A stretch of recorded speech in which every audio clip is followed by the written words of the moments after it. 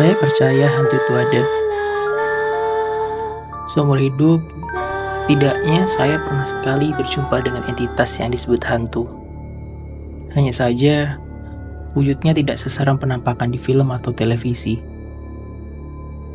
Setidaknya berdasarkan pengalaman 2 kali bertemu hantu, wujudnya tidak pernah seperti kuntilanak, pocong, genderuwo, atau bentuk seram lainnya. Hantu yang saya jumpai wujudnya benar-benar seperti manusia. Tapi, perilakunya agak ganjil. Ketika bertemu, tidak ada sedetik pun perasaan takut. Bukan karena saya pemberani, tapi percayalah, saya orang yang sangat penakut. Namun, ketika saya bertemu hantu tersebut, yang saya lihat benar-benar wujud seorang manusia. Dari mana saya bisa yakin yang saya lihat itu hantu?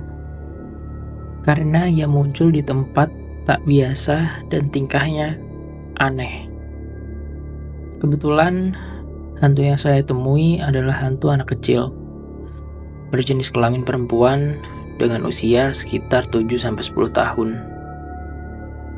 Pengalaman pertama adalah tahun 93. Waktu saya masih duduk di kelas 3 SD.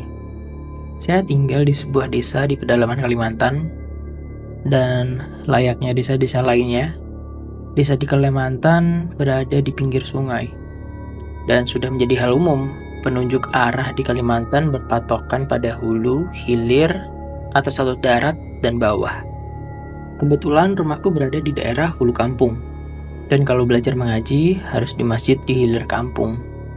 Karena waktu itu, masjid memang hanya ada satu, dan terletak di wilayah hilir. Di tengah kampung, ada rumah kosong yang sudah lama ditinggalkan pemiliknya. Layaknya rumah kosong lainnya, rumah kosong ini juga lambat laun menjadi rumah angker. Waktu itu selepas sholat isya, aku dan 2 orang kawan lainnya pulang berjalan kaki ke arah hulu. Sebut saja nama kawanku ini, Rudi dan Arman. Rumah kami bertiga memang di bagian hulu kampung. Dan zaman segitu, kampung kami masih sangat sepi. Tidak ada listrik, dan rumah penduduk jaraknya berjauhan. Jarak tempuh berjalan kaki sekitar 30 menit. Kami berjalan menggunakan satu senter milik Arman, melewati hutan belantara yang lebat. Ya, namanya juga anak kecil, pastilah suka bercanda. Kami bersenda gurau sepanjang jalan pulang. Tidak terpikirkan rasa takut akan hantu atau makhluk halus pada saat itu. Apalagi kami sudah terbiasa. Padahal kami pulang menyusuri jalan yang sepi dan tidak ada penerangan jalan. Kami hanya mengandalkan cahaya senter yang jadi satu-satunya penunjuk jalan. Selama kami berjalan, kami diiringi suara jangkrik, burung hantu, dan binatang malam lainnya. Tiba-tiba hal ganjil kemudian terjadi ketika kami di depan rumah kosong. Di halaman rumahnya yang penuh belukar, ada seorang gadis kecil seusia kami yang berdiri. Gadis itu memakai semacam baju tidur warna ungu dan rambutnya sebahu. Anehnya, tidak terpikir sama sekali kalau yang kami lihat saat itu adalah hantu. Hantu yang ada di pikiran kami berupa kuntilanak, pocong, dan sebagainya. Sedangkan yang ada di depan kami benar-benar gadis kecil seusia kami pada saat itu. Gadis kecil itu lantas mendekati kami dengan cara yang aneh. Ia berjalan miring seperti kepiting. Waktu itu kami tidak pernah berpikir kalau cara jalan yang tidak biasa adalah cara jalan hantu. Begitu tiba di depan kami, gadis kecil itu lagi-lagi bertingkah aneh. Ia minta duit. Benar, saya nggak bohong. Ia minta uang kami. Mana ada hantu minta uang? Membuat kami yakin kalau dia adalah manusia. Kami tanya siapa dia dan dari mana asalnya.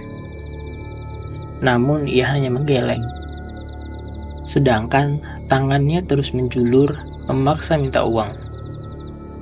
Aku memberinya 50 rupiah pada saat itu, dan Arman memberikan 100 rupiah.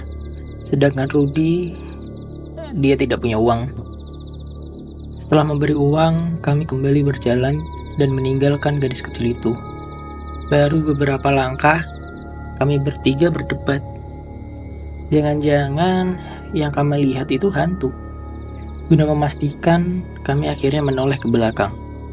Rupanya gadis kecil itu masih di situ, melambaikan tangannya, dan kami bertiga pun juga membalas lambaiannya seraya tersenyum. Namun, disitulah letak keanehannya. Seketika kami tercekat dan jantung rasanya hampir lepas. Gadis kecil itu melambaikan tangannya membelakangi kami, sedangkan kepalanya berputar 180 derajat. Dia menyeringai lebar hingga bibirnya robek sampai telinga. Seketika kami terbirit berlari sekencang-kencangnya sembari berteriak meminta tolong. Keesokan paginya, Rudy tidak masuk sekolah karena sakit demam.